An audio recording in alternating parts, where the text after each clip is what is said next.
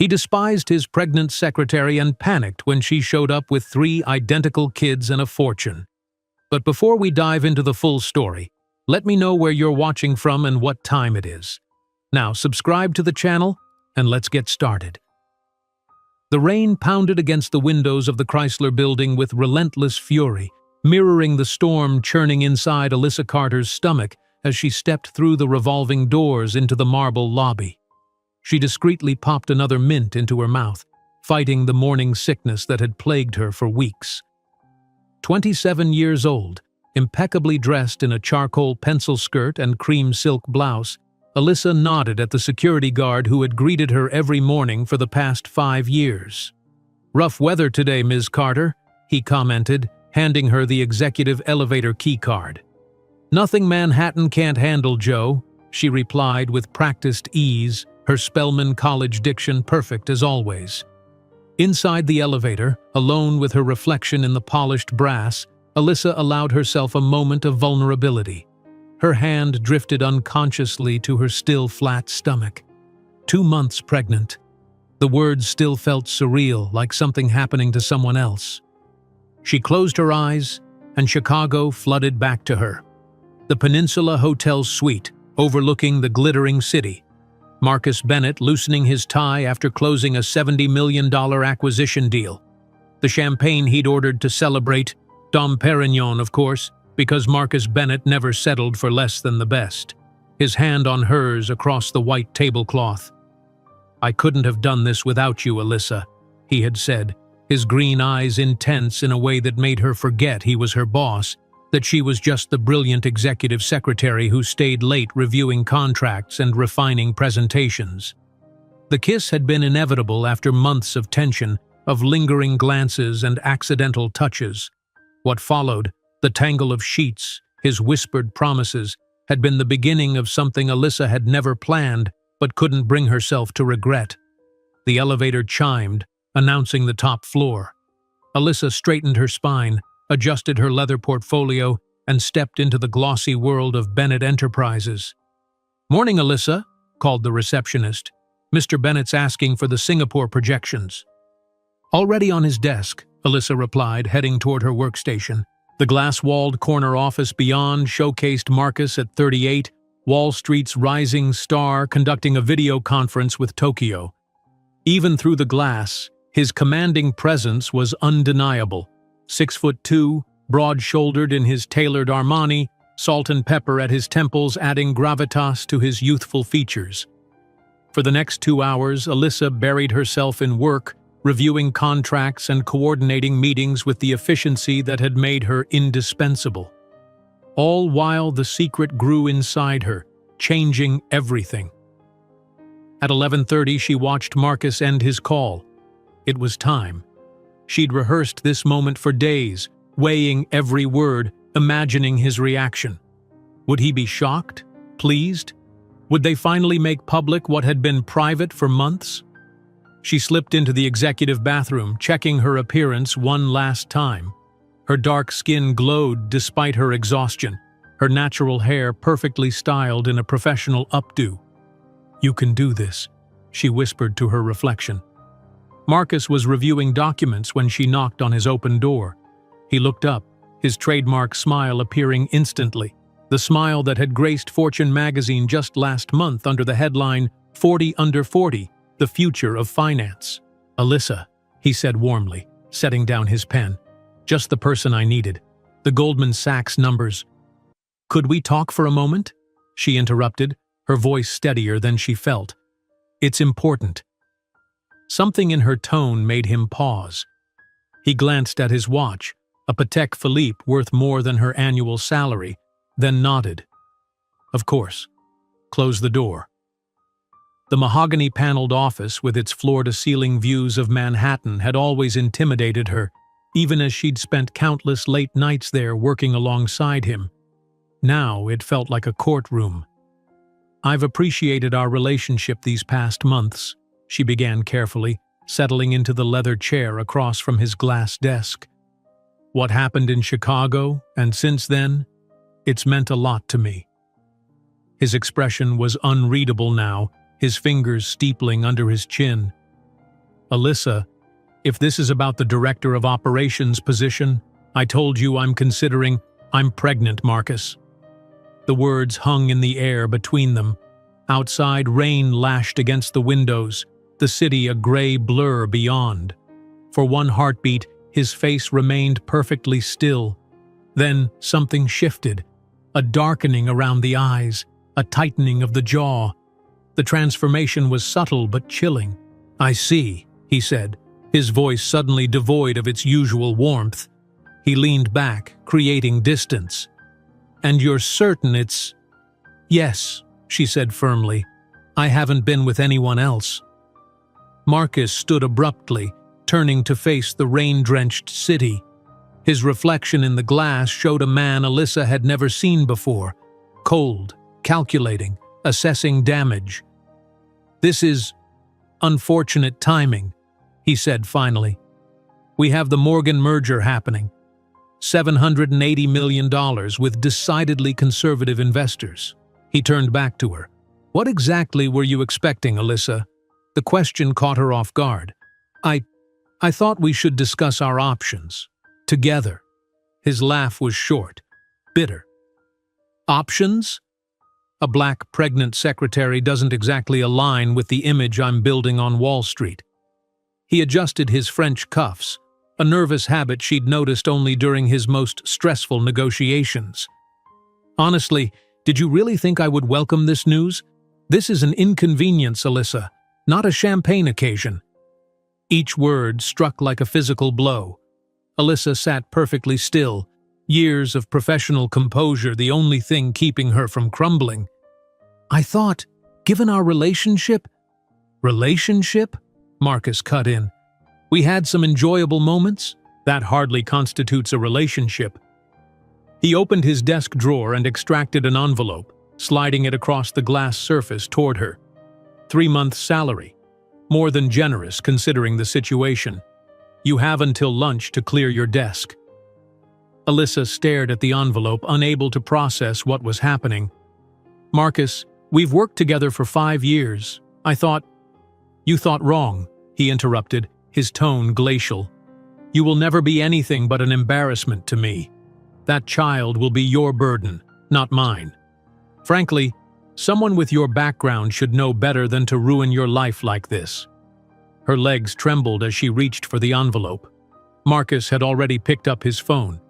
"Janet, I need HR in my office. We're implementing a personnel change." 15 minutes later, Alyssa sat at her desk, a cardboard box beside her.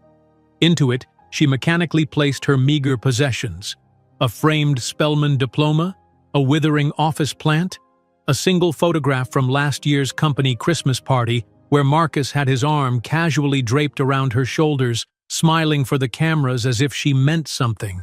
Whispers rippled through the office. Executive assistants and analysts who had greeted her warmly that morning now averted their eyes, the corporate ecosystem rapidly adapting to her sudden fall from grace. At precisely 12:30, 2 security guards appeared at her desk. "We'll escort you downstairs, Ms. Carter," the older one said, uncomfortable but firm. Alyssa stood, dignity her last possession. She lifted the cardboard box, her entire professional life reduced to its confines, and walked toward the elevator, head high despite the tears threatening to spill. The same elevator that had carried her up that morning now delivered her to the lobby, a journey that felt like descent into a new reality. The rain continued unabated as the guards walked her to the front entrance. "Do you need us to call you a cab, ma'am?" the younger guard asked, genuine concern in his voice. "No, thank you," Alyssa replied, her voice distant even to her own ears. She stepped onto the sidewalk, no umbrella, the rain immediately soaking through her blouse. The cardboard box began to disintegrate in her arms. She managed to hail a yellow cab, sliding into the back seat with her dissolving life. "Where to, lady?" the driver asked. "Queens," she said softly. "Astoria." As the taxi pulled away from the curb, Alyssa watched the Chrysler building recede through the rain-streaked window. Manhattan stood tall and indifferent, its skyline a monument to ambition and power, neither of which belonged to her anymore. The tears finally came, silent and unstoppable. In her pocket, the envelope with 3 months' salary felt like both a lifeline and a death sentence. 3 months to reinvent herself. 3 months before the baby, the living proof of Marcus Bennett's betrayal, would begin to show. The taxi threaded through midtown traffic, windshield wipers fighting a losing battle against the deluge. Through her tears, Manhattan blurred into watercolor smudges of gray and black, a once promising canvas now washed away. As the taxi pulled away from the Chrysler Building, Alyssa couldn't possibly imagine that 15 years later she would return to that same building not as a secretary, but as the owner of the top 3 floors, ready for a reunion that would shake Wall Street to its foundations. The taxi pulled up to Alyssa's apartment building in Astoria, the rain having finally relented to a miserable drizzle. She paid the driver with trembling hands and stood on the sidewalk, her soaked cardboard box threatening to split open completely. The 5-story walk-up loomed before her, its faded brick exterior matching her crumbling spirits.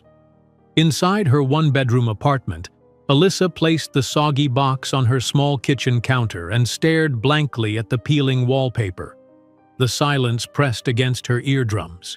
For 5 years, her life had been filled with the constant hum of the Bennett Enterprises offices, phones ringing, printers whirring, Marcus's confident voice dictating letters she would later type. Now there was nothing but the occasional drip from her leaky bathroom faucet and the muffled sounds of her neighbors arguing through the thin walls. She sank onto her worn sofa, the envelope from Marcus still clutched in her hand. With mechanical movements, she opened it and counted the money. 3 months' salary. Enough to cover rent for a while, but then what?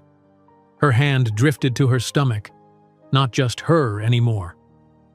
"What am I going to do?" she whispered to the empty room. The following morning brought nausea so violent that Alyssa barely made it to the bathroom. Kneeling on the cold tile floor, heaving into the toilet, the reality of her situation crashed over her like a tidal wave. This wasn't going away. This wasn't a nightmare she would wake from. 3 hours later, she sat in the sterile waiting room of a community health clinic in Queens, surrounded by other women in various stages of pregnancy. The forms on her clipboard seemed endless. When she reached the line asking for father's name, her pen hovered uncertainly before she left it blank. "Carter?" the nurse called, mispronouncing her name. "The doctor will see you now." The examination room was cold, the paper gown thin and crackling as she shifted nervously on the table. Dr. Patel, a kind-eyed woman with gray-streaked hair, reviewed her chart. "First pregnancy, Ms. Carter?" "Yes," Alyssa answered, her voice small. The ultrasound gel was shockingly cold against her skin. Dr. Patel moved the wand methodically, her expression changing from professional neutrality to surprise. "Oh," she said softly, adjusting a dial on the machine. "Is something wrong?" Alyssa's heart raced. "Not wrong, doctor," Patel said carefully, "but I am seeing 3 distinct gestational sacs. Ms. Carter, you're carrying triplets." The world seemed to tilt sideways. "Triplets?" Alyssa repeated, certain she had misheard. "Yes, 3 babies.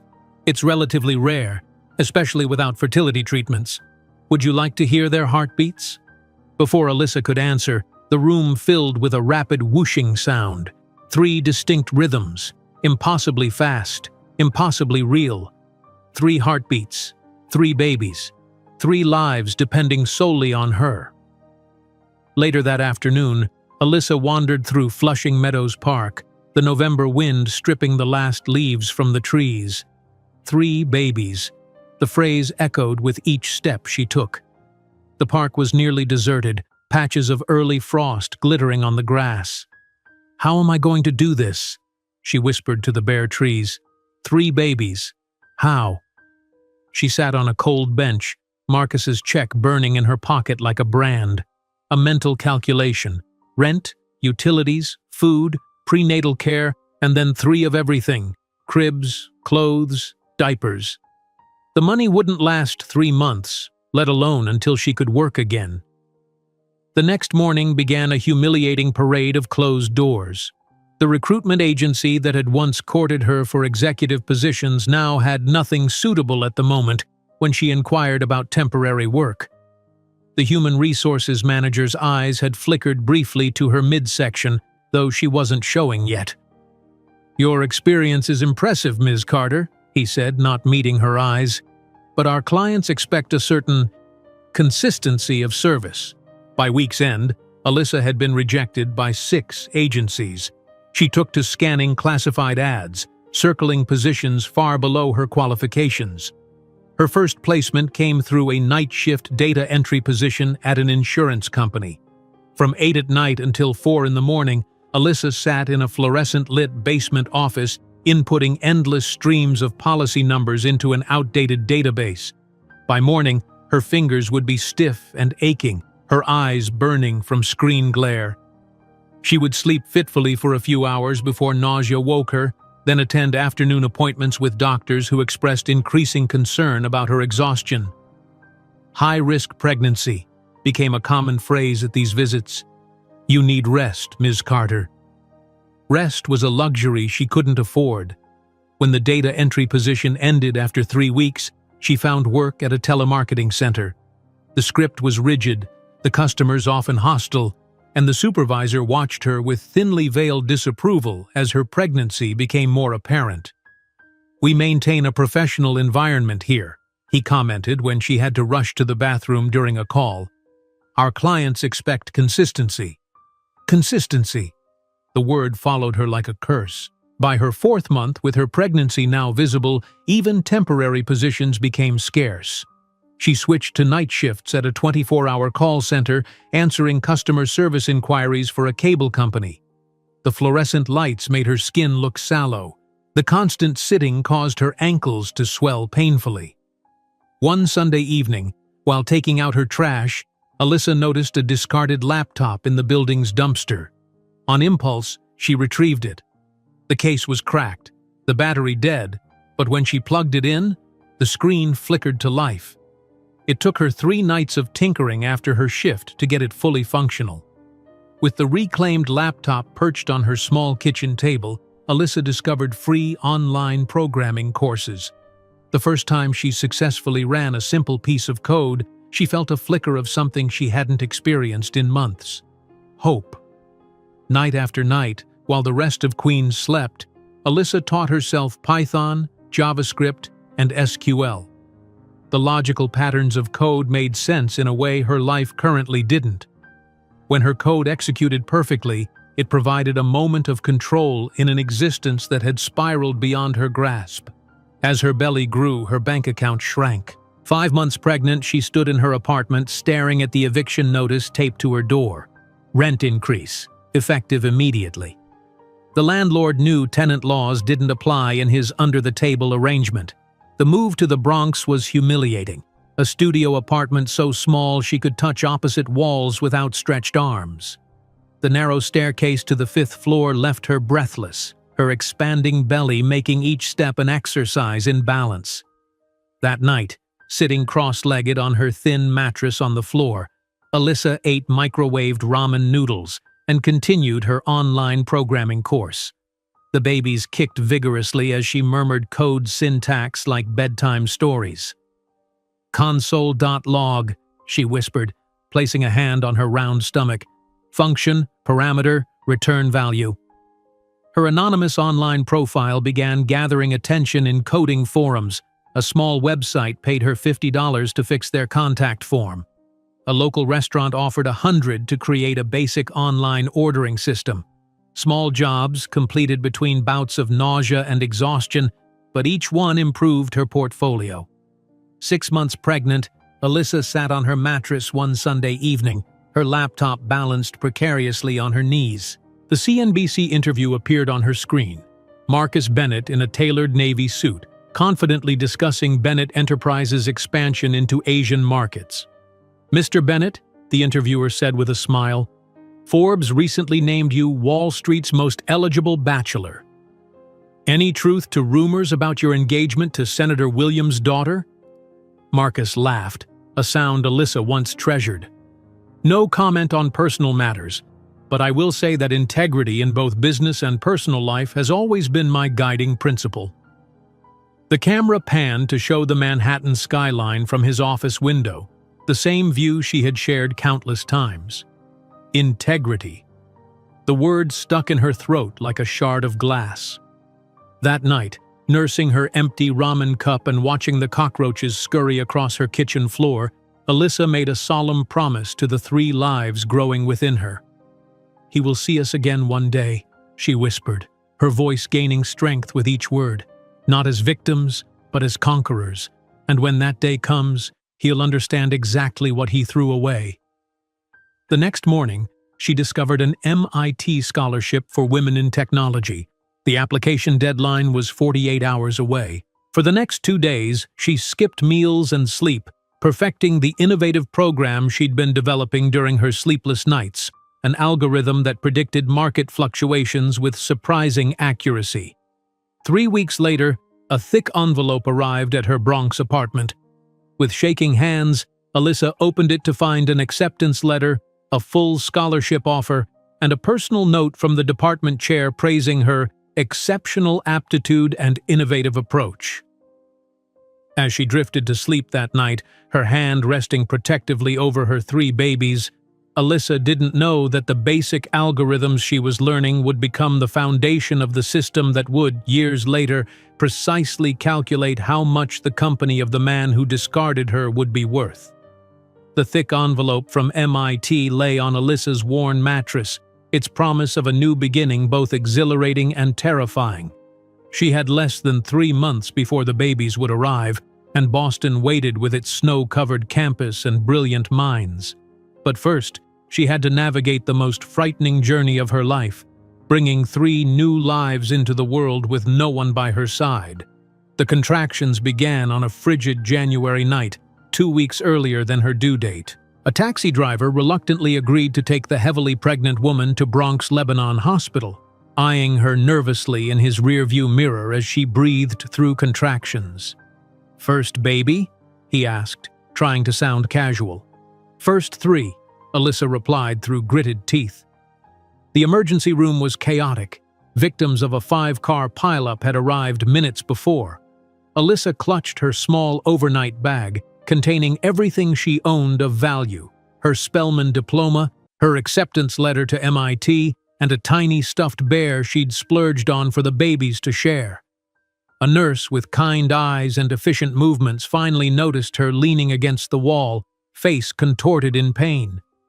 "How far apart are your contractions, honey?" 4 minutes, Alyssa gasped. "I'm having triplets." The nurse's eyes widened. She took Alyssa's arm. "Where's your partner?" "Family?" "It's just me," Alyssa said, the words hanging in the sterile air. 12 hours later, exhausted beyond anything she'd ever known, Alyssa heard the first cry, tiny but fierce. Then the second, more tentative. The third, a demanding wail that seemed to announce its presence to the world. 3 healthy boys, the doctor announced, genuine surprise in his voice. Remarkable. They placed the first swaddled bundle in her trembling arms. His face was scrunched, tiny fingers curled into fists as if ready to fight the world already. "Hello, Alexander," she whispered, the name she'd chosen months ago suddenly perfect for this determined little being. The second boy was placed beside his brother in her arms. His eyes, unlike Alexander's, were open, observing the world with what seemed like cautious curiosity. "Anthony," she said softly. The third boy joined his brothers. His cries settled now to a steady rhythm, as if testing the acoustics of his new environment. "Adrian," Alyssa completed, tears streaming down her face. "We're going to be okay. Somehow."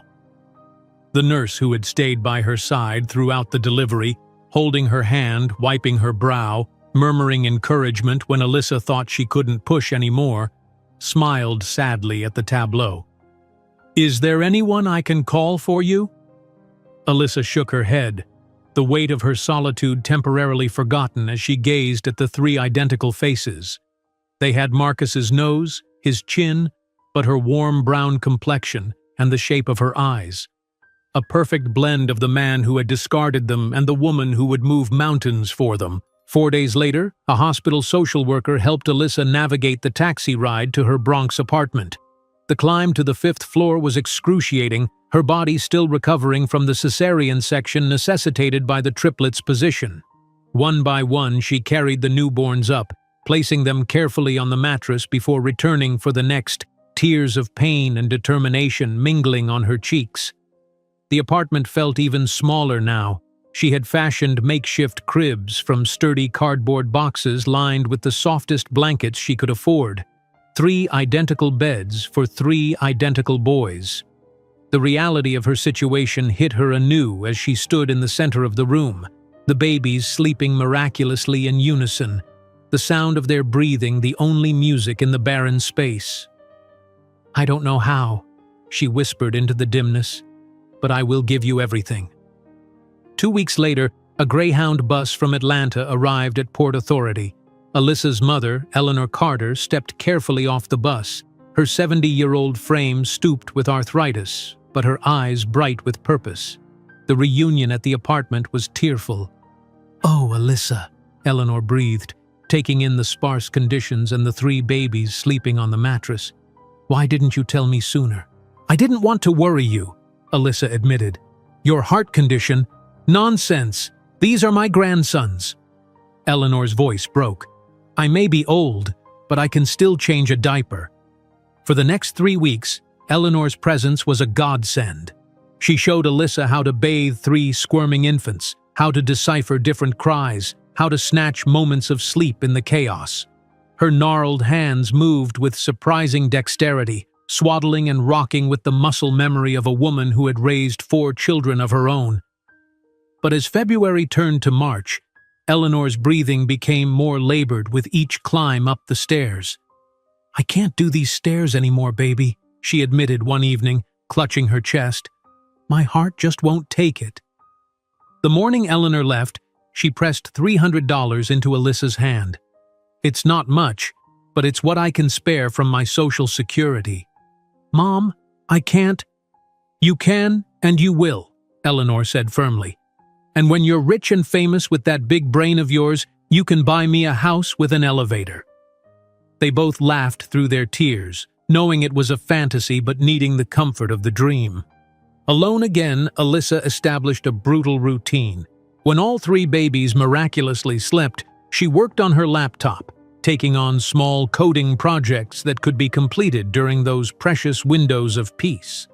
When one woke, the delicate balance collapsed, often leading to hours of cycling between feeding, changing, and soothing 3 infants who seemed to communicate their distress to each other with some secret triplet frequency. Sleep became a distant memory. Alyssa existed in a haze of exhaustion, often finding herself standing in the kitchen with no memory of why she'd gone there. She lost weight rapidly, her clothes hanging from a frame that had no reserves left. The first real crisis came when Anthony developed a high fever at 6 weeks old. The pediatric emergency room was packed with crying children and frazzled parents. Alyssa waited 5 hours, holding Anthony's burning body against her chest, while Alexander and Adrian slept in the double stroller she'd found abandoned in her building's basement. "Insurance?" the intake nurse asked when they finally called Anthony's name. Alyssa produced her Medicaid card, received the familiar look of judgment, and followed the nurse down a corridor of crying children. "Ear infection," the overworked doctor diagnosed after a cursory examination. "Fairly severe. He'll need antibiotics." The prescription cost $47, money earmarked for the electric bill. Alyssa handed over the cash without hesitation, then returned to the apartment to find a warning notice from the utility company on her door. That night, she opened her refrigerator to find it nearly empty. Half a carton of milk, a few eggs, some wilting vegetables. She hadn't eaten a proper meal in days, giving what little she had to maintain her milk supply for the triplets. As she heated water for yet another cup of ramen noodles, her laptop screen illuminated with a breaking news alert. The familiar face of Marcus Bennett appeared, standing before the iconic Tokyo skyline. The caption read, Bennett Enterprises secures historic Japanese market deal. Wall Street's most eligible bachelor has done it again, the reporter's voice announced over footage of Marcus cutting a ceremonial ribbon. Bennett's innovative approach to cross-cultural investment has opened doors previously thought impenetrable to American firms. Sources close to Bennett suggest this deal alone could be worth over $3 billion. The camera zoomed in on Marcus's confident smile as he stood alongside Japanese executives and a blonde woman whose diamond bracelet caught the light with each graceful movement of her wrist. "And it seems Mr. Bennett may soon be off the market," the reporter continued. "Senator Williams's daughter, Catherine, has been spotted with the financial wunderkind at several high-profile events, including tonight's celebration." Alyssa stared at the screen, at the life that could have included her and the 3 boys now sleeping on the mattress beside her. The ramen water boiled over, hissing as it hit the burner, snapping her back to reality. "He will see us again," she whispered, the promise from months ago renewed as she looked at her sons. Not as victims, but as conquerors. The next morning, with renewed determination, Alyssa applied for remote coding positions with tech startups while the triplets napped. She revised her MIT acceptance, confirming her enrollment for the fall semester. Then she did something she hadn't allowed herself before. She researched childcare options in Cambridge, reaching out to family housing services at the university. That night, as she nursed the triplets in sequence, a rhythm she had perfected over the weeks, she spoke to them about their future. "Boston has snow in the winter," she told them softly. "And MIT has buildings full of people who change the world. We're going to be among them soon." As the boys drifted to sleep, their tiny hands occasionally twitching in shared dreams, Alyssa opened her laptop once more. Her fingers moved across the keyboard with purpose, developing the algorithm she'd begun months ago. The code flowed from her mind to the screen, elegant in its logic, revolutionary in its approach. Dawn was breaking when she finally saved her work and closed the laptop.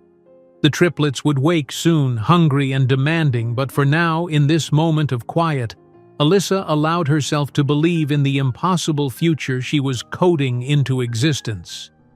As she drifted to sleep beside her sons, she didn't know that the basic algorithms she was creating between diaper changes and feedings would someday be worth millions. The first brick in an empire that would one day make Bennett Enterprises look like a backyard operation. The algorithms that had begun on a salvaged laptop in a Bronx apartment were now displayed on the gleaming screens of MIT's Advanced Computing Lab. Alyssa Carter raced across the Cambridge campus, her worn leather messenger bag slung across her body, containing 3 identical lunchboxes alongside her research papers. The autumn leaves crunched beneath her sensible shoes as she checked her watch. 15 minutes late to pick up the triplets from the university's subsidized childcare center. "I'm so sorry," she breathed as she burst through the doors of the Rainbow Room, where 5-year-old Alexander, Anthony, and Adrian sat in a perfect row, tiny legs dangling from plastic chairs, matching backpacks beside them. "No worries, Ms. Carter," the center director smiled. "They've been entertaining themselves with some rather complex math problems. Your boys are quite remarkable." Alyssa knelt before her sons, their identical faces serious beneath curly black hair. "I lost track of time in the lab. Professor Kaplan wanted to discuss my algorithm modifications." "Did he like the sequential processing element?" Alexander asked, his vocabulary startlingly advanced for kindergarten. "He did," Alyssa smiled, gathering their backpacks. "He thinks it might be publication-worthy." The walk to their apartment took 20 minutes, the boys chattering about their day.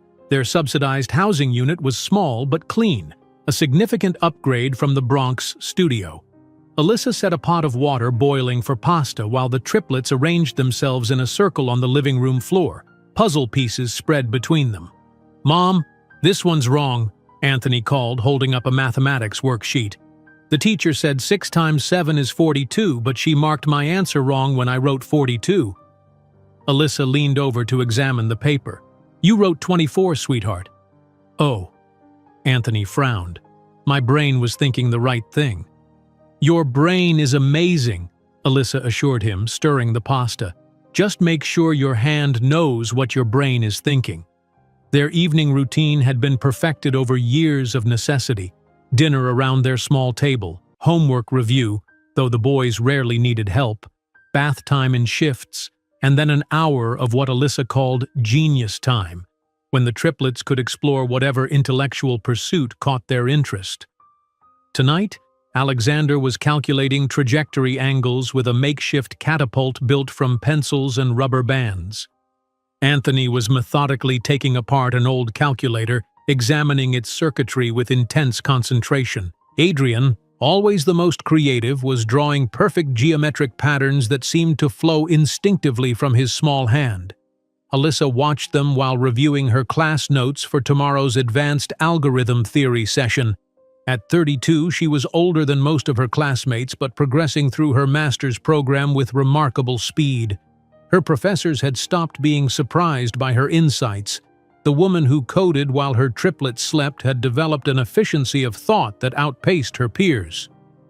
"Time for bed, my brilliant boys," she announced at 8:30.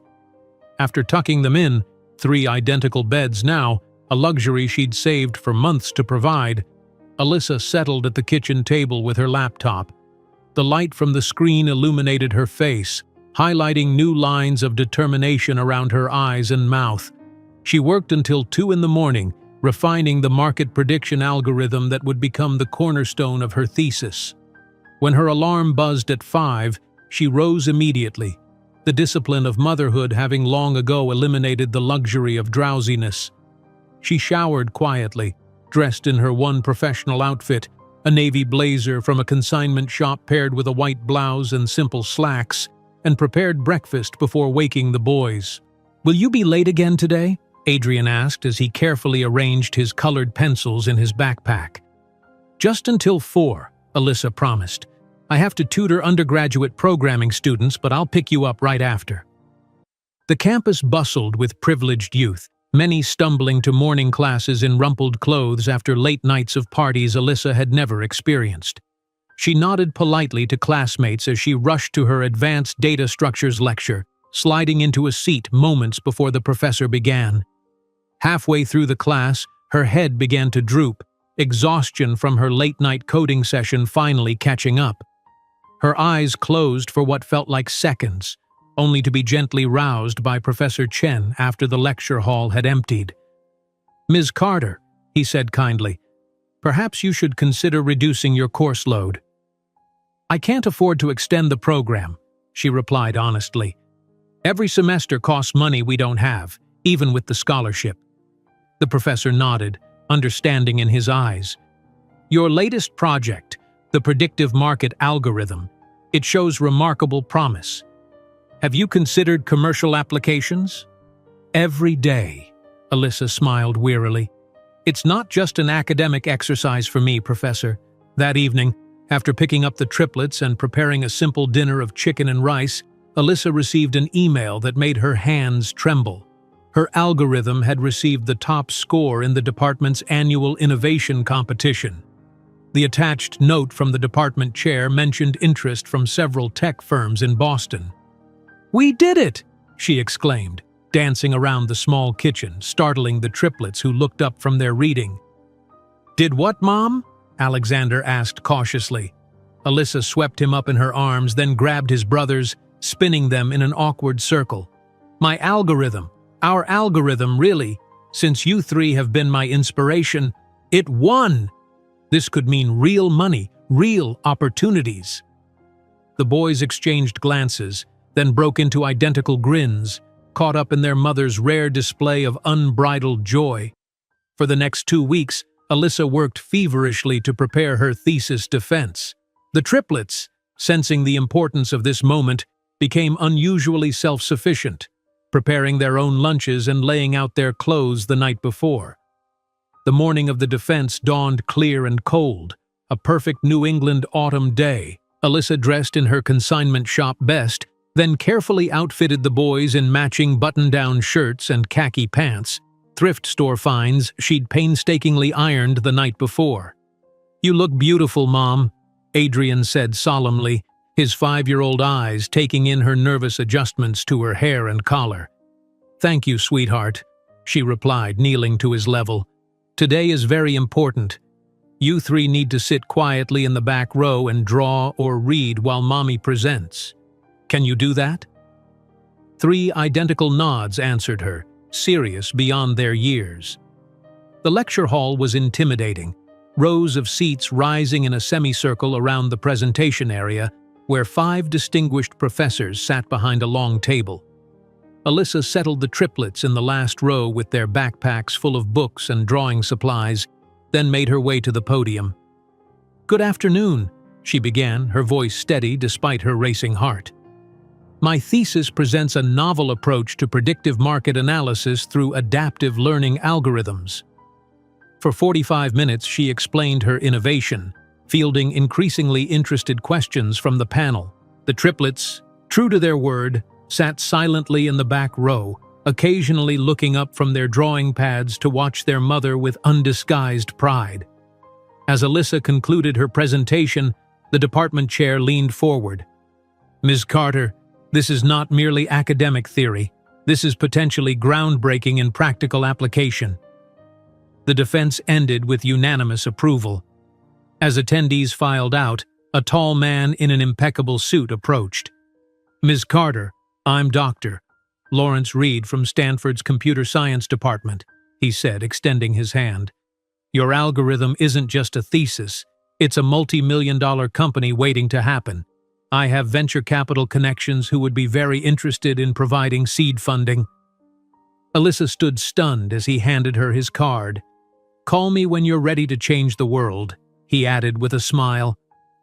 That evening, the 4 Carters celebrated with ice cream in Harvard Yard, sitting on a bench watching students hurry across the historic grounds. "Are we rich now, Mom?" Anthony asked, chocolate smeared across his chin. "Not yet," Alyssa laughed, wiping his face with a napkin. "But we've taken a huge step forward. One day, you'll all go to school here if you want." "I want to make computers like you," Adrian declared. "I want to make better computers than anyone," Alexander amended.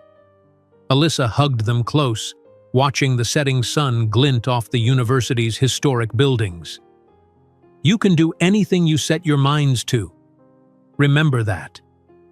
As the triplets chased each other across the grass, their identical forms silhouetted against the twilight, Alyssa couldn't predict that in just 3 years, her master's project algorithm would be valued in the millions, the first brick of an empire that would one day make Bennett Enterprises look like a backyard operation.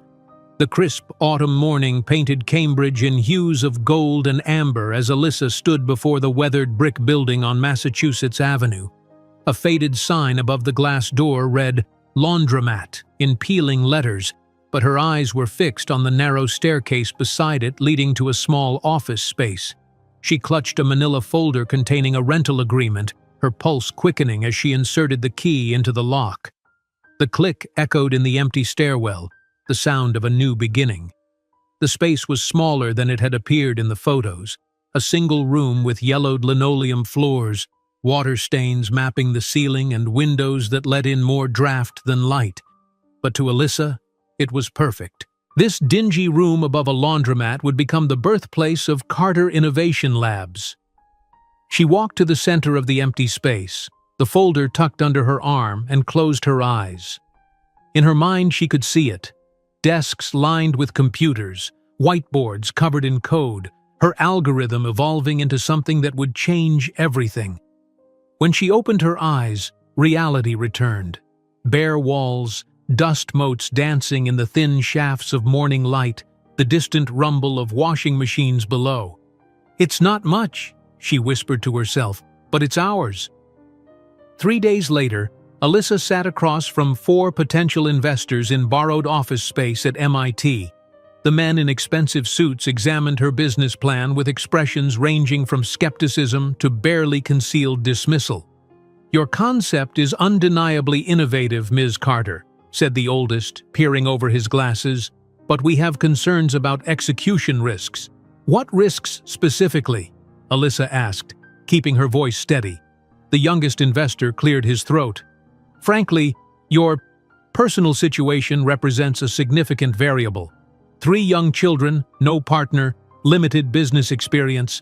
Our analytics suggest your analytics can't measure determination, Alyssa interrupted, her voice soft but firm. The algorithm that impressed you enough to take this meeting was developed while my sons slept in the next room. I built it between diaper changes and kindergarten drop-offs. The men exchanged glances. Alyssa gathered her papers with deliberate calm. Gentlemen, I'm not asking you to bet on my circumstances. I'm offering you the opportunity to invest in demonstrable innovation. If you can't separate the two, someone else will. She left with no funding, but with her dignity intact.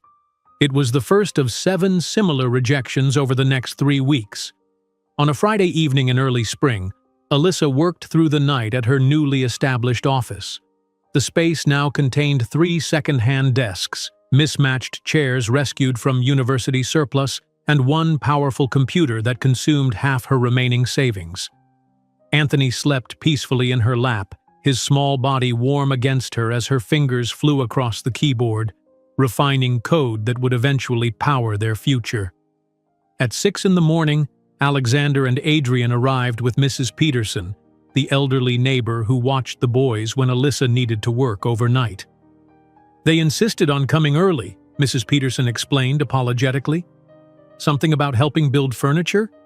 The triplets, now 5 and a half, approached the pile of unassembled shelving units in the corner with the seriousness of surgeons preparing for an operation. This is a logical sequencing problem, Alexander announced, examining the instruction sheet. Adrian, sort the screws by size. Anthony, group the wooden pieces by length. Alyssa watched in amazement as her sons transformed the puzzle of parts into a methodical assembly process. By mid-morning, perfect shelving units lined the wall, ready to hold the technical manuals and reference books essential to their operation. "How did you know how to do that?" she asked, genuine wonder in her voice. "It's just patterns, Mom," Alexander replied simply. "Like your code, but with physical objects." That afternoon, while reviewing the core algorithm for market prediction, Alyssa encountered an error that had eluded her for weeks. The function kept returning anomalous results when processing certain data sets. "What's wrong, Mom?" Alexander asked, noting her frustration. Alyssa explained the problem in simplified terms, not expecting comprehension. Alexander studied the screen for several minutes, his small face scrunched in concentration. "There," he said finally, pointing to a line midway through the function. "You're checking if it's greater than instead of greater than or equal to." Alyssa stared at the code, then at her 5-year-old son. The error was exactly where he indicated, a single missing equals sign that had cost her weeks of debugging. With trembling fingers, she made the correction, ran the program, and watched as the data flowed perfectly through the algorithm. "Alexander," she whispered, "you just saved me weeks of work." He shrugged, already returning to his book. It was obvious. The morning routine became a carefully choreographed dance, waking at 5, preparing 3 identical lunches with notes tucked inside, checking homework assignments, and rushing to the bus stop by 7:30.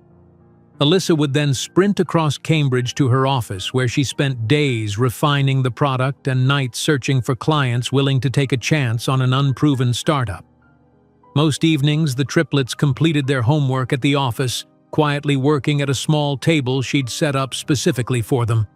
When potential clients called, they knew to remain silent, invisible to the web camera, as Alyssa presented her software with professional confidence that belied their precarious financial situation. In June, after months of rejections and near misses, Alyssa scheduled a video presentation with Meridian Financial, a mid-sized investment firm in Boston. As she prepared to connect, Anthony developed a sudden nosebleed. 5 minutes, she whispered desperately, pressing tissues to his nose while adjusting her webcam to exclude the scene of minor chaos. "Just give me 5 minutes to start the presentation." The call connected, revealing 3 executives in a sleek conference room. Alyssa smiled professionally, her hand still applying pressure to Anthony's nose below the camera's view. "Gentlemen, thank you for your time today. I'm excited to show you how Carter Innovations' predictive analysis can transform your market approach." For 20 minutes, she delivered a flawless presentation, her voice steady despite the triplets silently handling the medical situation at her feet. When she finished, the lead executive leaned forward. "Ms. Carter, we've seen a dozen similar pitches this month, but your algorithm's accuracy in the test cases we provided is unprecedented. We'd like to move forward with a trial implementation." The door had finally opened. Meridian's trial led to a full implementation, which led to referrals to 2 other Boston financial firms. By autumn, Carter Innovation Labs had 3 paying clients and enough revenue to hire their first employee, Rachel Wong, a brilliant programmer who had turned down Google to join what she called the most exciting startup in Cambridge. "I could make twice the salary at Google," Rachel explained during her interview, "but there I'd be maintaining existing systems.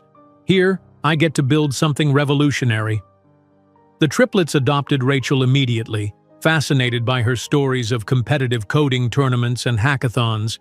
Anthony, in particular, shadowed her whenever possible, absorbing her knowledge of cybersecurity like a sponge.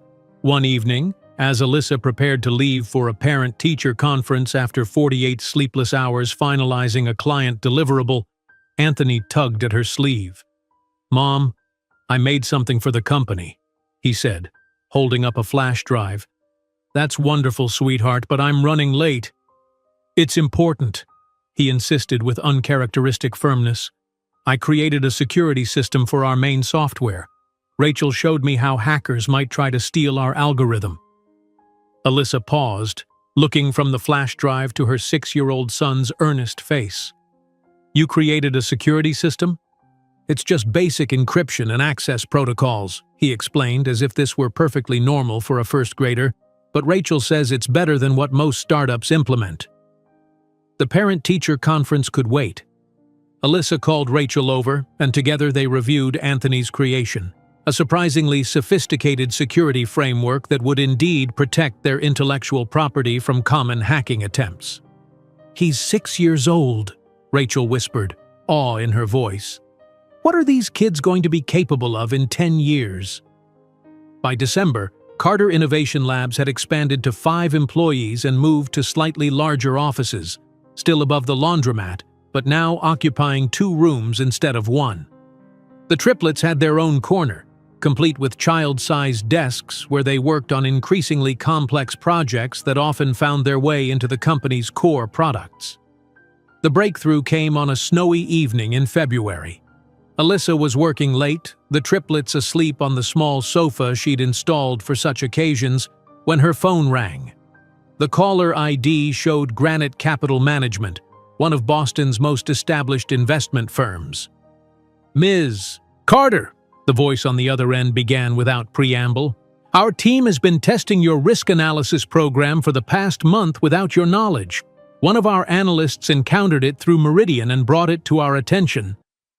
Alyssa's heart sank. Had they discovered a flaw? A security breach? "Your algorithm predicted market shifts last week that none of our internal systems caught," the voice continued. "We'd like to discuss acquisition of the software. Our preliminary offer is $4.7 million. The phone nearly slipped from Alyssa's hand. She looked at her sleeping sons, at the second-hand furniture, at the water stain on the ceiling that formed a map of possibility. "I'll need to review the terms with my team," she managed to say, professional mask firmly in place despite tears welling in her eyes. When the executive signed the check for $4.7 million, he had no idea he was financing not just software, but also the silent revenge of a woman who would transform Wall Street exactly as Marcus Bennett had transformed her, irrevocably and without mercy. The check for $4.7 million changed everything. Alyssa stood in the realtor's office, her hand steady as she signed the final paperwork for the modest colonial house in Arlington, a quiet suburb just outside Cambridge.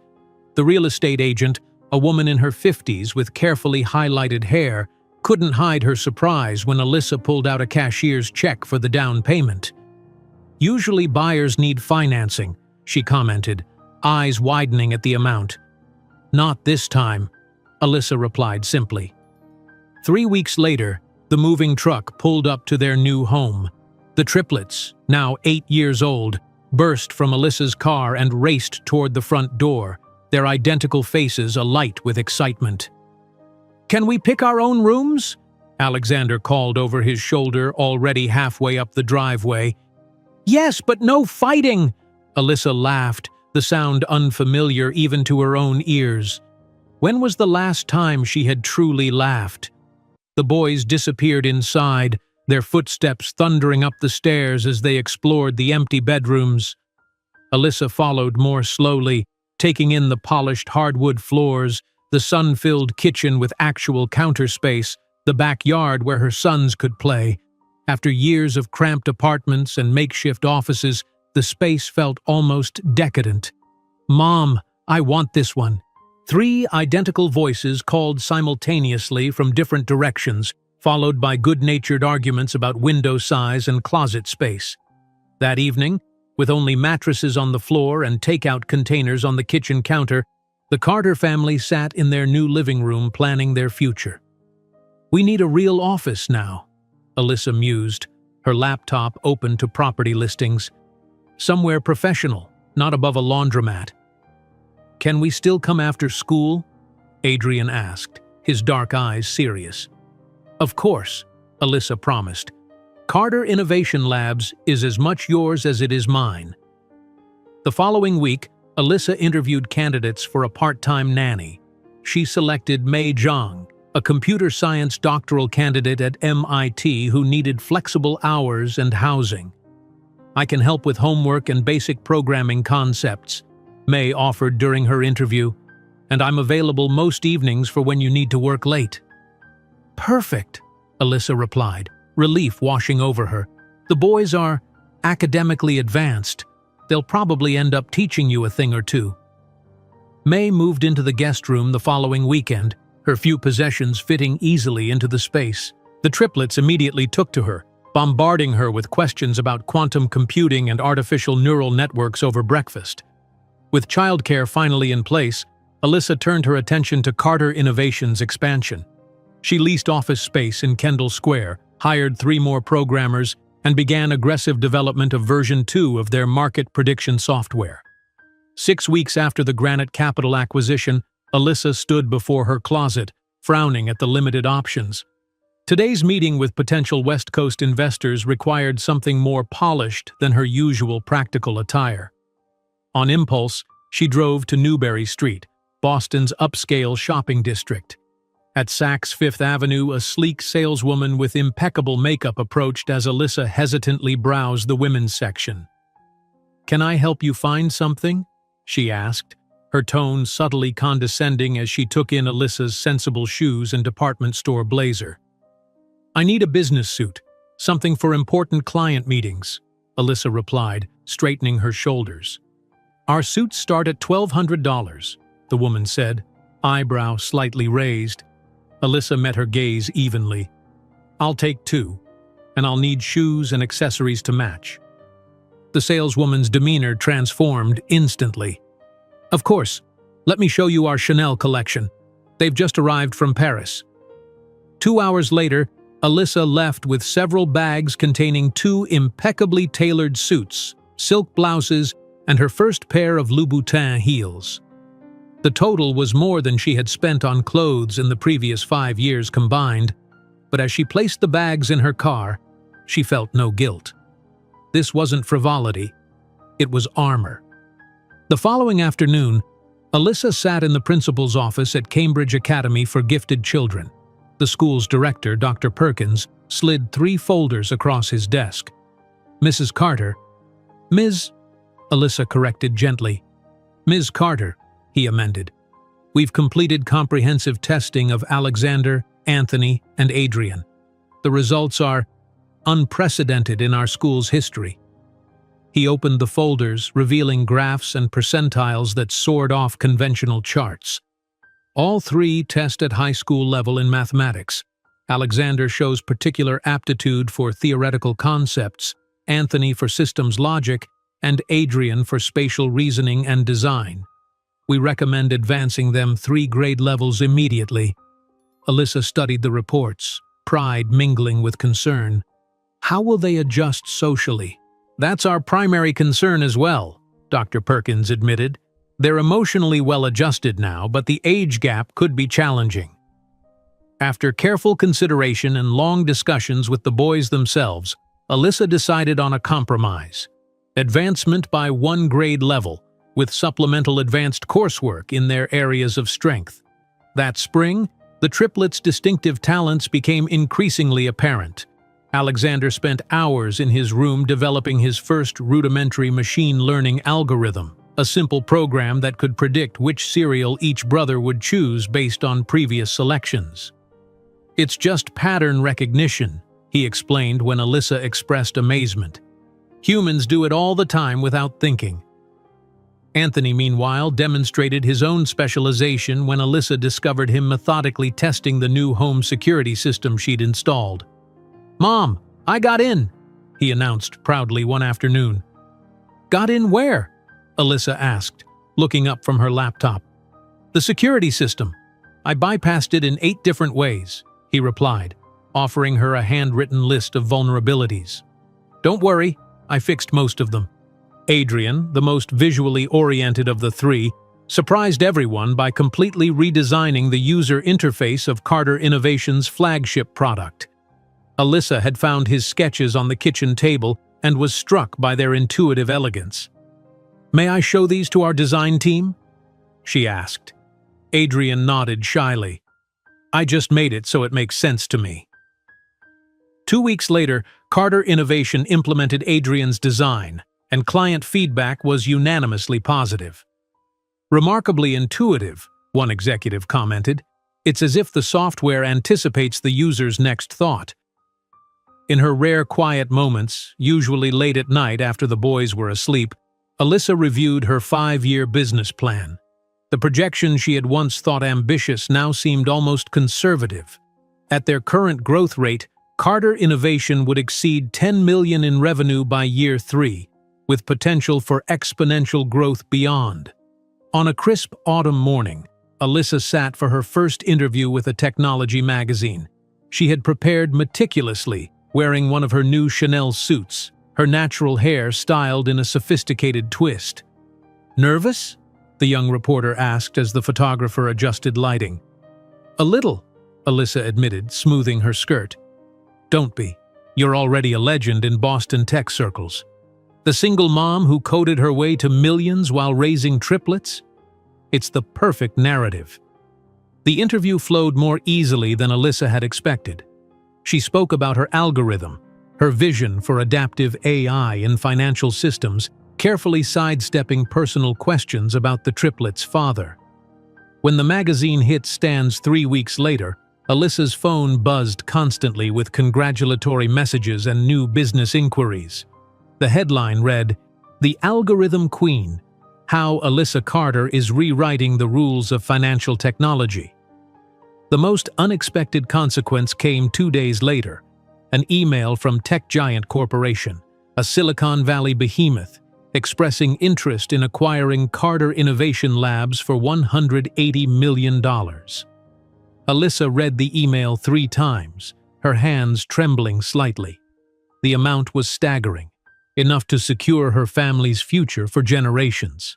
She printed the offer and placed it in a folder, saying nothing to her team or the triplets until she had processed it fully. That evening, she broke her own rule about discussing business at dinner. "I received an acquisition offer today," she said casually, watching her son's reactions. "How much?" Alexander asked practically. $180 million. 3 forks clattered against plates simultaneously. "Are you going to sell?" Anthony asked, his voice uncharacteristically small. Alyssa studied their faces. "I wanted your opinions first. This affects all of us." The boys exchanged glances, that silent communication they'd perfected since infancy. "It's our company too, Mom," Adrian said finally. "We built this together." "We're just getting started," Alexander added. "The next version will be worth much more." Anthony nodded firmly. Selling now would be suboptimal resource allocation. Alyssa smiled at their business jargon, but recognized the deeper sentiment. The next morning, she called Tech Giant's CEO. "I appreciate your interest," she said confidently, "but Carter Innovation isn't for sale at any price." "You're making the biggest mistake of your career," he replied incredulously. "Our offer won't stay open indefinitely." "That's a risk I'm willing to take," Alyssa responded, ending the call. That evening, the Carter family climbed onto the roof of their home, a ritual they had established for celebrating milestones. As the sun set over Boston's skyline, they toasted with apple cider in plastic cups. "To the future," Alyssa said, raising her cup. "To Carter Innovation," the triplets responded in unison. As they watched the horizon transform from gold to deep purple, Alyssa couldn't imagine that her refusal of $200 million would be viewed as legendary 3 years later, when Carter Innovation would be valued at nearly $1 billion, attracting attention from investors and publications that would inadvertently put her back on Marcus Bennett's radar. The late afternoon sun cast a golden glow across the Boston skyline as Alyssa Carter stood at the podium, her Chanel suit impeccably tailored, her posture emanating a confidence that had been years in the making. 3 years had passed since she'd declined Tech Giant's offer, a decision that industry insiders had called everything from boldly visionary to catastrophically naive. Now, as she surveyed the packed auditorium at the Boston Technology Summit, those same critics sat in rapt attention. "What separates predictive algorithms from truly adaptive intelligence," she explained, her voice clear and authoritative, "is the capacity to recalibrate based on unforeseen variables without human intervention." In the front row, a delegation of Silicon Valley venture capitalists leaned forward in perfect synchronicity. These were the same investors who had dismissed her initial pitch years ago, citing her personal complications as prohibitive risk factors. Their sudden interest in Carter Innovation wasn't surprising. Her new artificial intelligence platform for real-time market analysis had shattered performance benchmarks in early trials.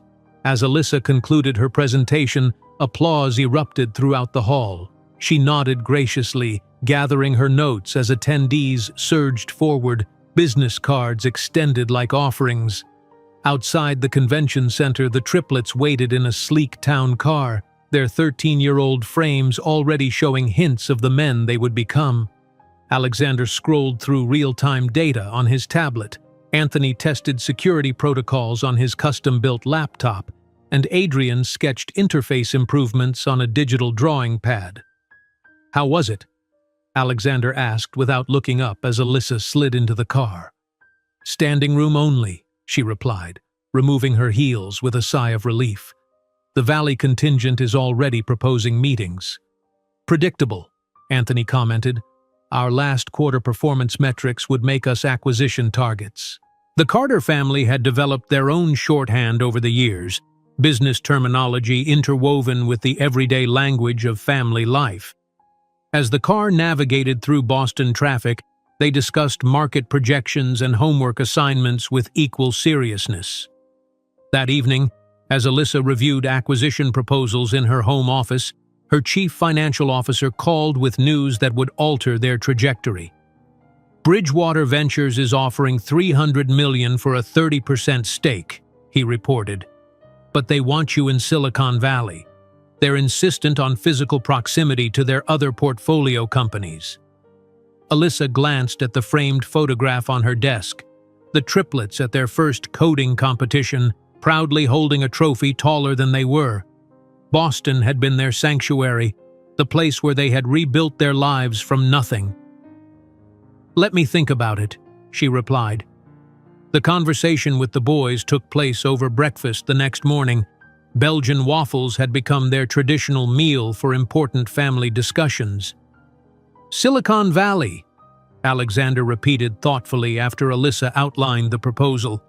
"Stanford has exceptional resources for young developers. The cybersecurity community there is unparalleled, Anthony added, already calculating advantages. Adrian, always the most intuitive, studied his mother's face. Are you worried about leaving Boston? This is where we started. Alyssa smiled at her son's perceptiveness. This is where we started over, she corrected gently. But companies, like people, need to evolve. 3 weeks later, Alyssa stood in the empty office above the laundromat where Carter Innovation Labs had been born. The space was small and shabby, especially compared to their current headquarters in Kendall Square. She ran her fingers along the water stain on the ceiling, the map of possibility, as she'd once thought of it. Ms. Carter? A young programmer appeared in the doorway. The moving trucks are ready at the main office. She nodded, taking one last look around. I'll be right there. By summer of 2020, Carter Innovation Labs had established its new headquarters in San Francisco's South of Market District, a gleaming glass building with views of the Bay Bridge. The company now employed 150 people across 3 floors of premium office space. Alyssa had purchased a modern mansion in Hillsborough, where the triplets each had not only their own bedroom but personal workspaces designed to their specifications. "Mom, come see this," Adrian called one evening shortly after they'd moved in. He stood on their expansive terrace, pointing toward the horizon where the sun was setting behind the distant silhouette of the city. Alyssa joined him, wrapping an arm around his shoulders. At 13, he was already nearly her height. "It's beautiful," she acknowledged. "Different from Boston," he observed. "Different doesn't mean worse," she reminded him. "Just new possibilities."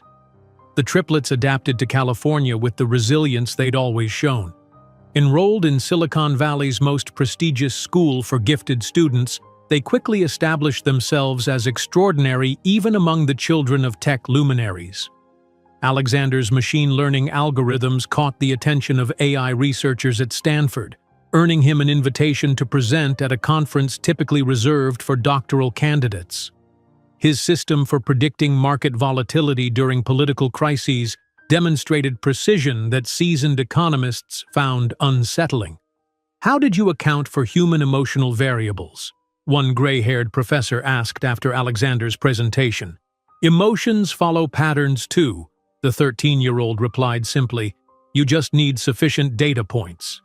Anthony, meanwhile, had developed a passion for cybersecurity that bordered on obsession. During a routine security assessment for a major bank, he identified vulnerabilities that had eluded their entire IT department. "Your son just saved us from what could have been a catastrophic breach," the bank's CTO told Alyssa.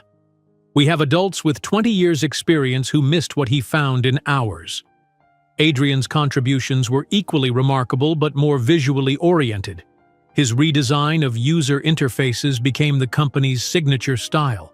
Intuitive systems that anticipated user needs before they were consciously recognized. "It's about understanding how people think," he explained when interviewed for a tech blog. "Technology should adapt to humans, not the other way around." As Carter Innovation expanded, Alyssa implemented policies that reflected her own journey. The company headquarters included a state-of-the-art childcare center open to all employees. Flexible working hours accommodated parents, and a generous education stipend supported employees pursuing additional degrees while working. Most revolutionary was her parental support program, which provided additional resources for single parents, including emergency childcare and homework assistance. "Your retention rate is 97%, a Harvard Business School researcher noted during a case study interview. "That's unprecedented in an industry where 2-year turnover is the norm. We value people as complete humans," Alyssa explained, "not just as productivity units." In late 2021, Alyssa Carter appeared on the cover of Forbes magazine, her poised image accompanied by the headline, "The Most Unlikely Self-Made Billionaire." The article detailed her rise from single mother to tech industry powerhouse, carefully skirting the question of the triplets' paternity, a topic Alyssa had made off-limits in all press coverage. Carter Innovation Labs, valued at $8.2 billion, represents a new paradigm in adaptive intelligence. the article stated. What differentiates Carter from competitors is not just technological superiority, but a corporate culture that has become the gold standard in Silicon Valley. The magazine landed on desks across America, including the mahogany expanse belonging to Marcus Bennett at Bennett Enterprises in Manhattan. The article made no mention of him, nor any connection between Alyssa's past employment and her current success.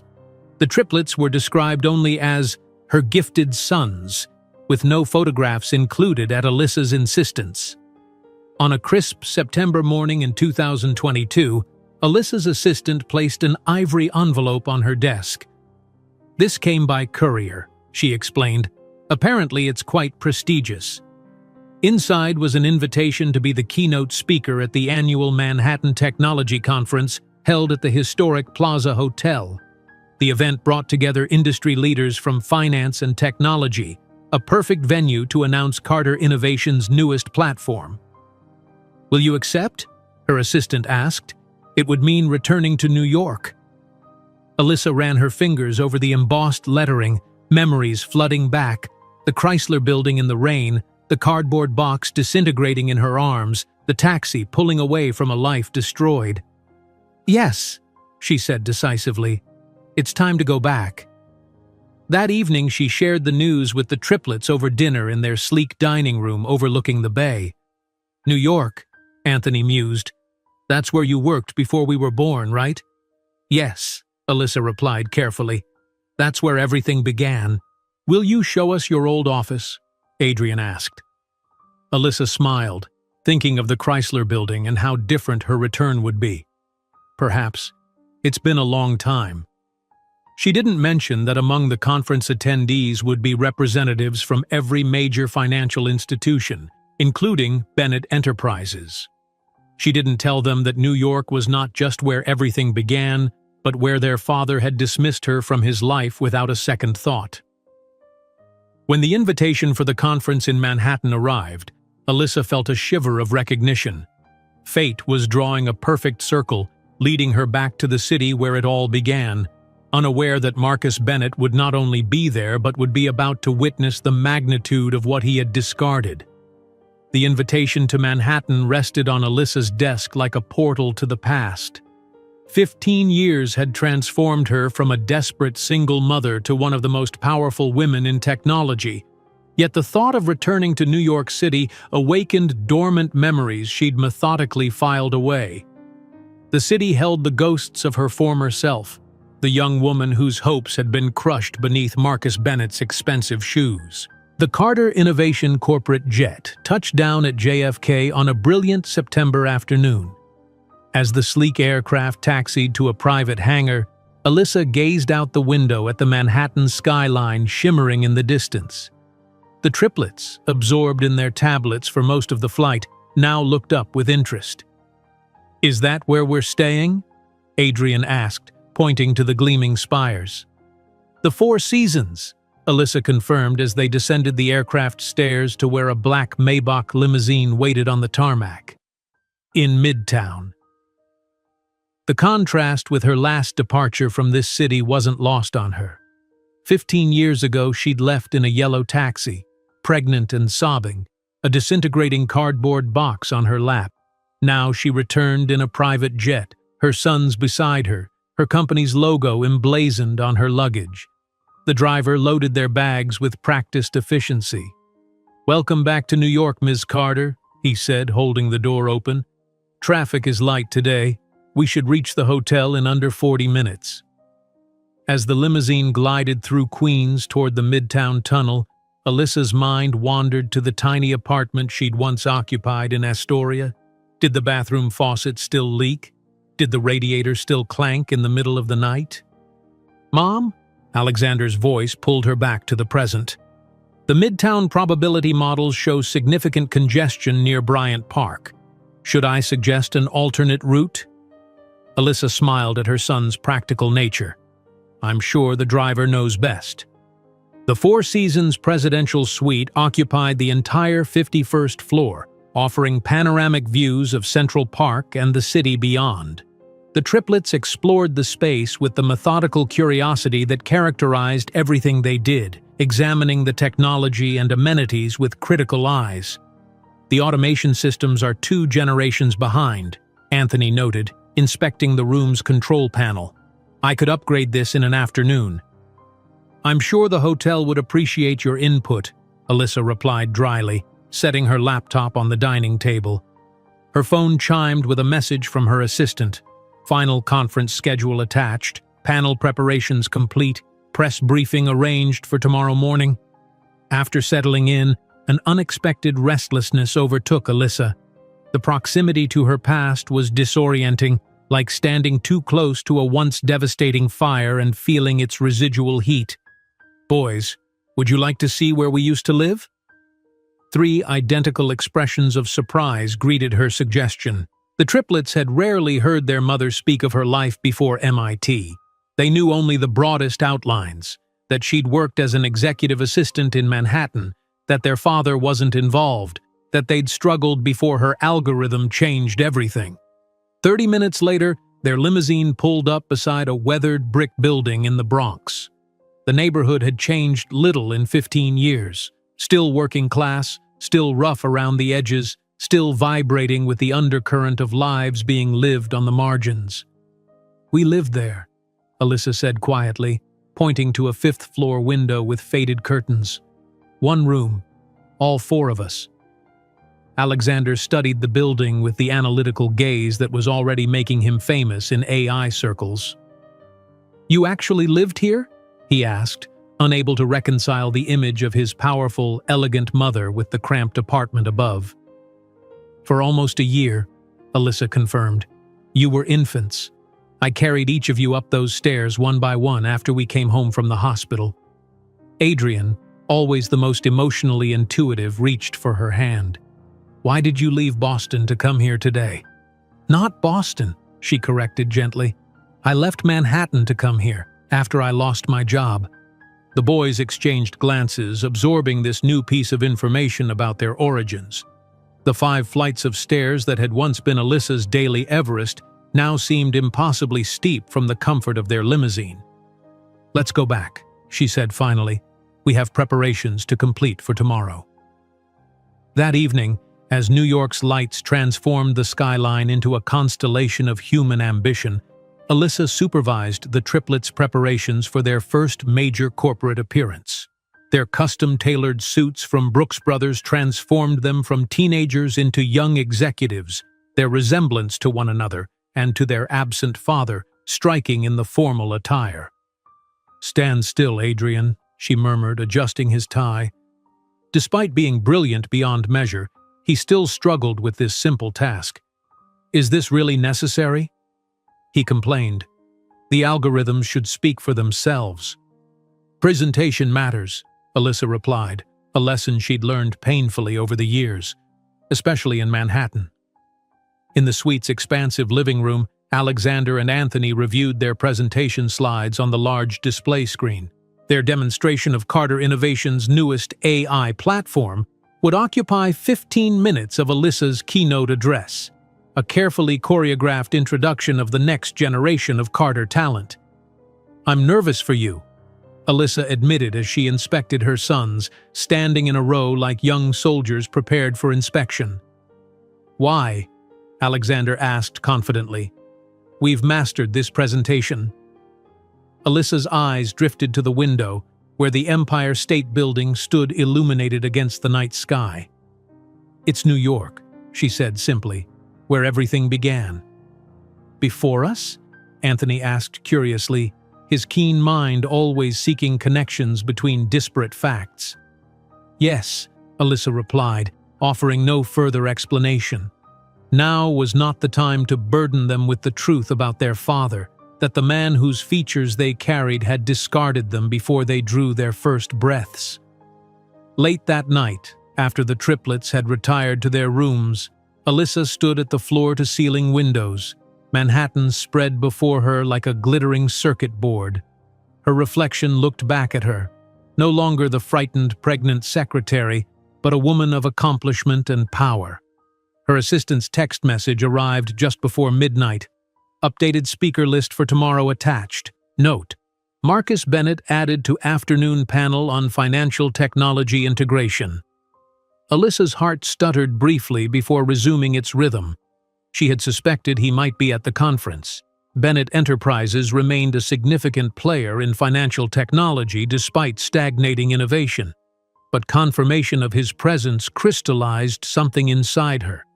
Tomorrow, their paths would cross for the first time in 15 years. In the privacy of her bathroom, Alyssa stared at her reflection, memories surging unbidden. Marcus's voice echoed across time. "You will never be anything but an embarrassment to me. That child will be your burden, not mine." That child. Not even acknowledging there were 3 lives growing inside her. 3 brilliant minds he had deemed worthless before they existed. On her tablet, Alyssa pulled up Marcus's corporate biography. CEO of Bennett Enterprises, board member of several financial institutions, photographed frequently with various socialites but never married. His company had grown steadily if unspectacularly, its market position secure but uninspiring. No children. The following morning, Alyssa prepared with meticulous care.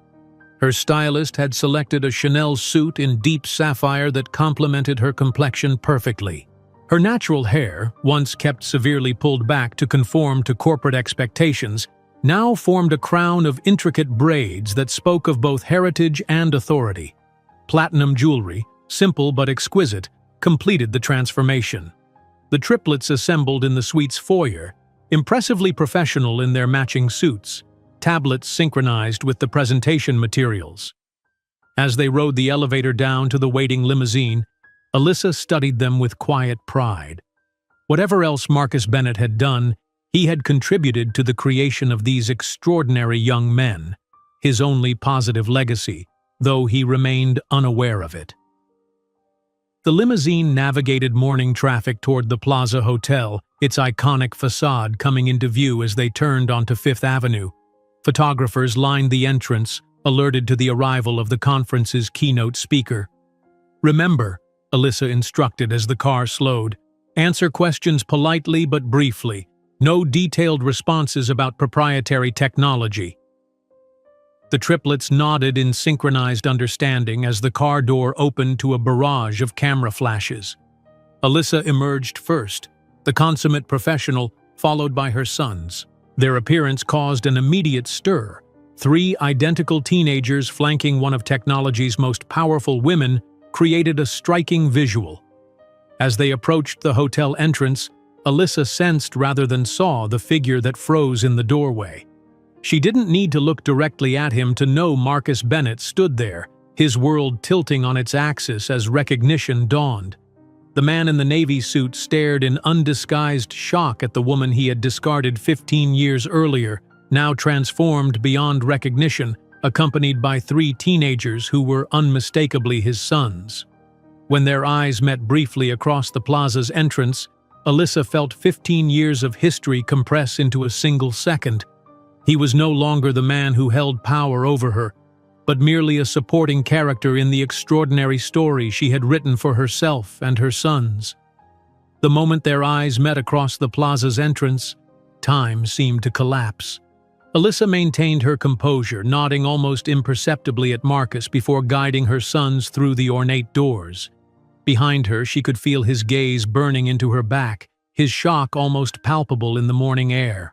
The grand ballroom of the Plaza Hotel gleamed with old-world opulence, crystal chandeliers casting prismatic light across the assembled elite of technology and finance.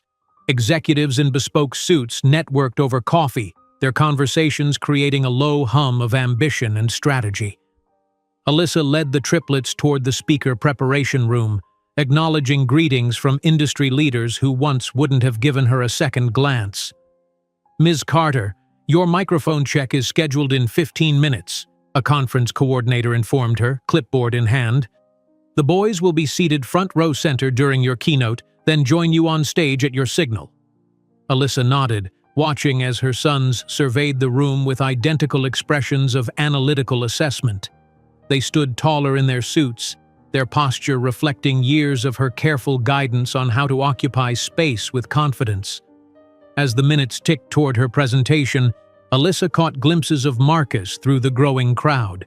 He had positioned himself near the third row, his complexion still ashen from their encounter at the entrance. His hand trembled slightly as he accepted a glass of champagne from a passing waiter. The master of ceremonies approached the podium, tapping the microphone twice. "Ladies and gentlemen, please take your seats. It is my distinct pleasure to introduce our keynote speaker, the founder and CEO of Carter Innovation Labs, recently named by Forbes as Silicon Valley's youngest self-made billionaire, Alyssa Carter." Applause erupted as Alyssa walked confidently down the central aisle, her Louboutin heels clicking rhythmically against the marble floor. The triplets followed several paces behind, their synchronized movements drawing curious glances. As they reached the front, the boys took their reserved seats while Alyssa continued to the stage. From the third row, the sound of breaking glass drew momentary attention. Marcus Bennett had dropped his champagne flute, the crystal shattering against the floor. A server rushed forward with a napkin, but most eyes quickly returned to Alyssa as she took her position at the podium. "Thank you for the warm welcome," she began, her voice melodious yet authoritative through the sound system. "My journey in technology began quite unconventionally. I am not a product of elite incubators or family fortunes." Her eyes swept the audience, deliberately pausing for a millisecond on Marcus. A slight smile touched her lips before she continued. "My journey began when a former employer told me I would never amount to anything. Words that fueled my late nights studying at MIT while my sons slept on a mattress on the floor of our Cambridge apartment." Murmurs rippled through the ballroom. In the third row, Marcus loosened his tie, suddenly finding it difficult to breathe. For the next 45 minutes, Alyssa presented Carter Innovation's revolutionary advances in predictive AI, weaving technical data with her philosophy of adaptive intelligence. Her command of the material was absolute, her presence magnetic. The audience, composed of the most jaded technology executives in the world, sat captivated. "What differentiates our approach is not merely algorithmic sophistication," she explained, displaying complex visualizations on the massive screen behind her, but the integration of human intuition patterns within computational frameworks. Marcus sat rigidly in his seat, his face a carefully composed mask that nevertheless failed to hide his discomfort. 15 years had transformed the woman he had dismissed into someone unrecognizable, poised, brilliant, commanding. And those boys, there was no mistaking their parentage. His own eyes, his jawline, multiplied by 3. As Alyssa's presentation reached its conclusion, she smiled proudly. "Now I have the pleasure of introducing the next generation of Carter Innovation, Alexander, Anthony, and Adrian Carter." The triplets rose in perfect unison and ascended the steps to the stage. Their resemblance to Marcus was so striking that several executives glanced between them and the known CEO, their expressions shifting from curiosity to dawning realization. Alexander took the lead, his confidence evident as he addressed the audience. "Good morning. We'll be demonstrating our new market analysis platform, which integrates real-time global data streams with predictive modeling." Anthony continued seamlessly. "The system processes approximately 8 million variables simultaneously, identifying patterns human analysts would require months to recognize." Adrian completed the trinity. "More importantly, it adapts to emerging conditions without manual recalibration, maintaining accuracy even during black swan events." Their presentation proceeded with surgical precision, each brother addressing different aspects of the technology while seamlessly transitioning between speakers. Their voices, not yet fully matured but remarkably articulate, alternated in a rhythm that held the audience spellbound. Marcus watched, transfixed, as the sons he had never known demonstrated intellectual capabilities that surpassed most adults in the room. They moved with confidence across the stage, their gestures occasionally mirroring his own unconscious mannerisms during presentations. The demonstration culminated with Adrian making a seemingly casual observation. "And this quarter, Our system predicted with 98.7% accuracy which S&P 500 companies would be vulnerable to acquisitions, including 3 subsidiaries of Bennett Enterprises that now form part of Carter Innovations' portfolio. Excited whispers erupted throughout the ballroom. Marcus's face drained of color as the implications registered. Bennett Enterprises had indeed lost 3 subsidiary companies to anonymous buyers in the past quarter, transactions his team had characterized as unfortunate but strategically insignificant. Alyssa returned to the microphone amid thunderous applause. As you can see, the next generation of Carter Innovation is just beginning. And as someone who started alone, I cannot express how gratifying it is to build a legacy for my sons, a legacy based on integrity, innovation, and the belief that no one can define your value except yourself. The pointed reference wasn't lost on Marcus, who remained frozen in his seat as the audience rose for a standing ovation. During the cocktail reception that followed, Alyssa found herself surrounded by admirers and potential investors. The triplets navigated the crowd with surprising ease for teenagers, collecting business cards from tech executives eager to recruit future talent. From his position near the bar, Marcus observed the scene with growing discomfort. The Carter family had become the gravitational center of the room, Alyssa graciously fielding questions about her company's future plans, the boys demonstrating an almost supernatural ability to engage with adults 3 times their age. When Alyssa momentarily separated from her entourage to approach the beverage table, Marcus seized the opportunity. He intercepted her path, forcing a charming smile that had served him well in countless negotiations. "Alyssa," he began, his voice carefully modulated. "An impressive presentation. You've changed." She turned slowly, her eyes assessing him as she would a potential acquisition. "Marcus Bennett. Still wearing the same Clive Christian cologne, I see. Some things never change." He shifted uncomfortably, his composure slipping. "Those boys," he hesitated, lowering his voice. "They're brilliant? Talented? Potential billionaires?" she completed, raising a perfectly sculpted eyebrow. "Yes to all options." "You should have told me," he hissed, tension evident in his jaw. "I did," Alyssa responded calmly. "You offered me a severance check in exchange. Rather a poor investment in retrospect, wouldn't you say?" Before Marcus could respond, the triplets approached, curious about the man engaging their mother in such an intense conversation.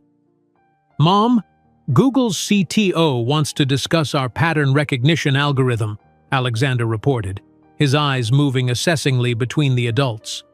Marcus stared at them, stunned by the perfect reflections of himself multiplied by 3. The green eyes, the strong chin, the charismatic smile he recognized from countless mirror checks before important meetings.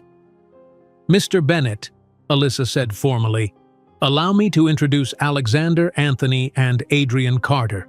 Boys, this is Marcus Bennett, CEO of Bennett Enterprises and an old acquaintance." The teenagers offered polite but calculating handshakes, their intelligent eyes studying the man before them. "Bennett Enterprises," Anthony repeated thoughtfully. "Interesting. We were analyzing your financial statements recently. Your exposure in the Asian market seems problematic." Adrian added, "Your trading algorithms are surprisingly outdated for a company of your size. We implemented similar improvements 3 years ago." Alexander, the most perceptive, studied Marcus's face for a long moment. "Mr. Bennett, your features seem curiously familiar. Have you been photographed for any business magazines recently?"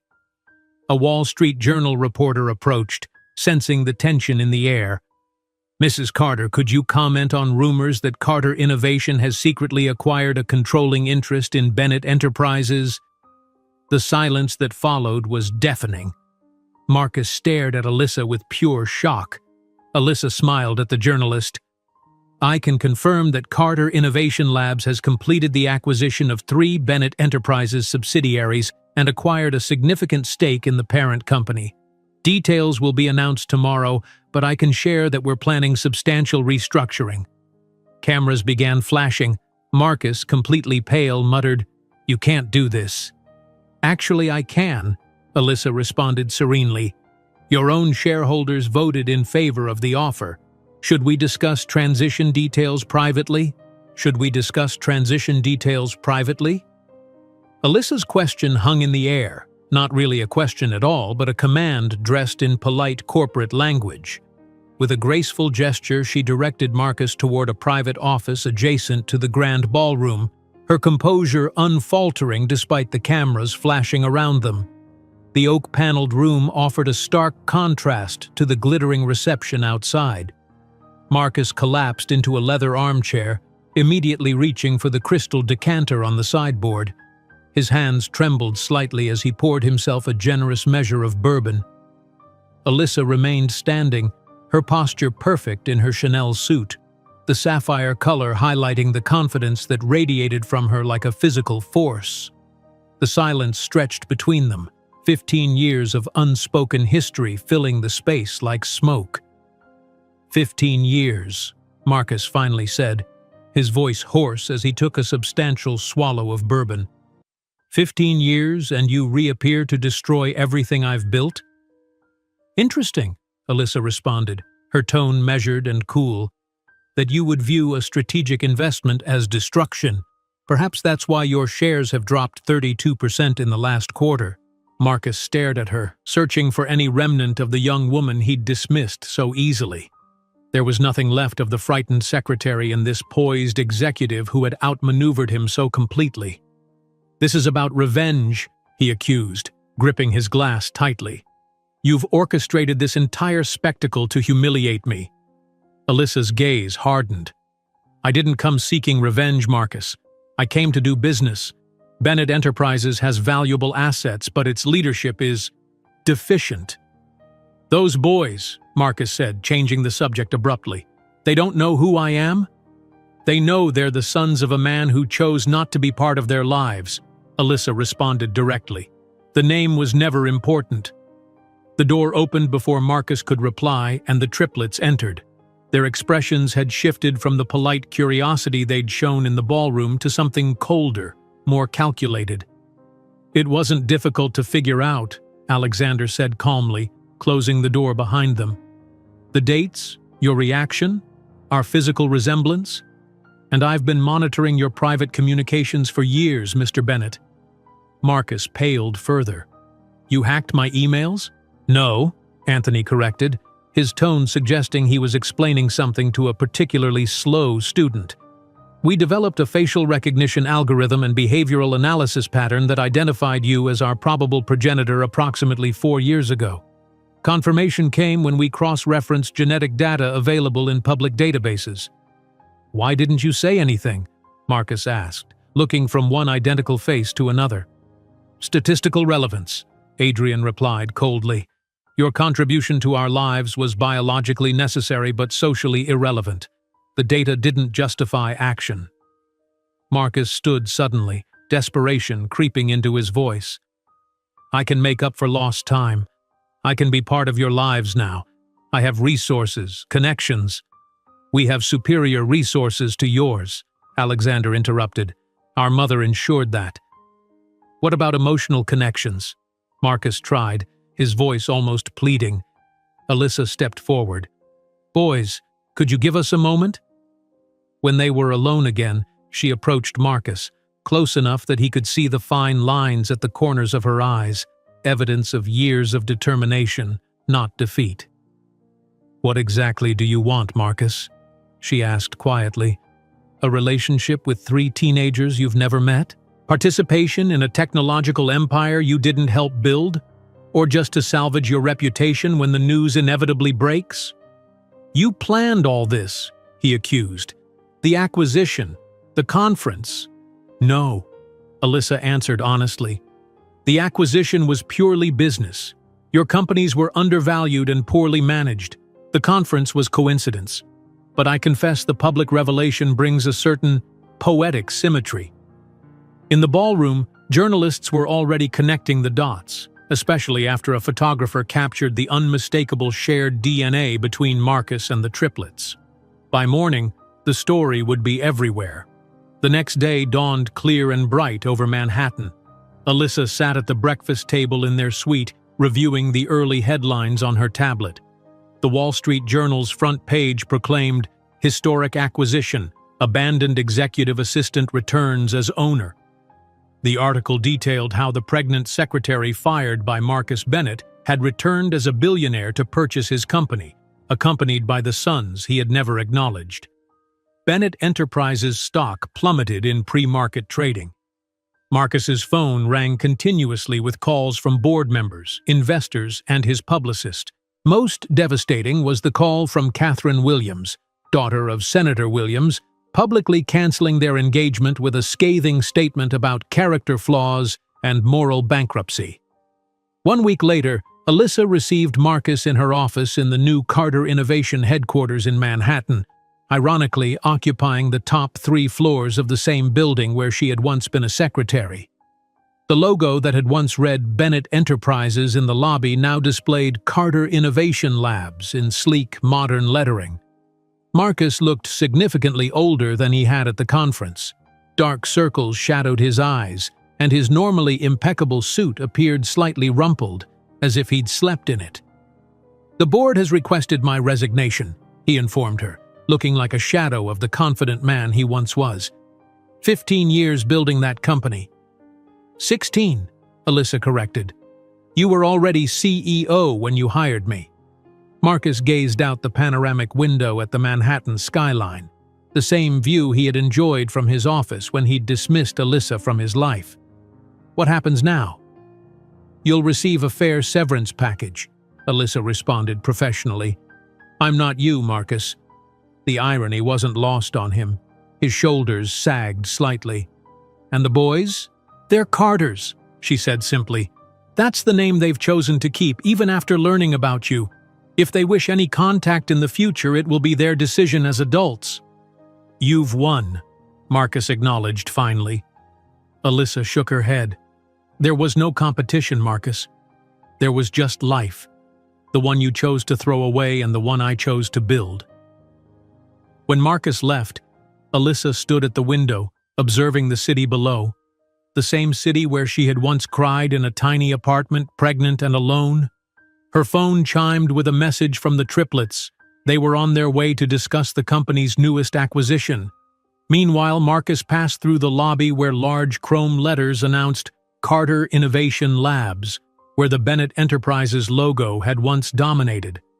As he stepped onto the busy Manhattan sidewalk, he became just another middle-aged man in an expensive suit, without a company, without a family, carrying only the folder with his severance agreement, ironically similar to the envelope he had handed Alyssa 15 years earlier. That evening, Alyssa dined with her sons on the terrace of their penthouse overlooking Central Park. The city spread before them, glittering in the twilight.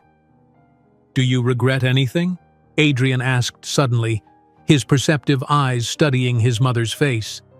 Alyssa looked at the 3 extraordinary young men she had raised, brilliant, compassionate, and poised to change the world in ways Marcus Bennett could never imagine. She thought about the desperate nights, the exhaustion, the fear, and the triumph that had shaped their journey. "Not for a second," she answered honestly. "You were the best investment I ever made." The city glowed around them, no longer a place of rejection and pain, but the epicenter of an empire built by a woman who had transformed abandonment into motivation, and who now, finally, was completely free from the past that had once threatened to break her. If you enjoyed today's video, I'm sure you'll love the next one. Don't waste time. Just click on the screen.